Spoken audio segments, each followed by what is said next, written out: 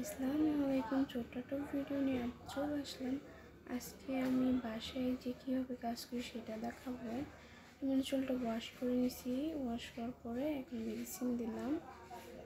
উনি রিবন্ডিং করবে।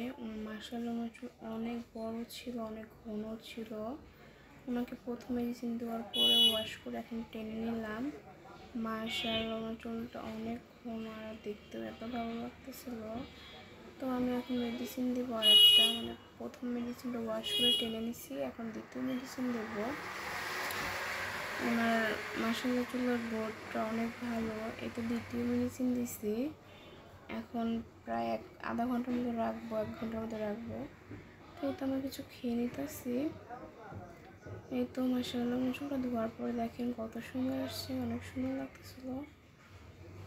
যাদের অনেক সমস্যা, পার্লার আসতে পারে না বাচ্চাদের কারণে, বাচ্চা আছে বা কোনো সমস্যার কারণে আসতে পারে না, তাদের জন্য আমার বাসায় যে কাজ করে দেয়। ধরেন ভালো লাগতেছে না, আজকে পার্লার যাব না, আমাদের বুক করলে আমরা যে কাজ করে দিয়ে আসবো। আর এই তো মাশাআল্লাহ দেখেন কত সুন্দর আসছে চুলগুলা, মাশাআল্লাহ।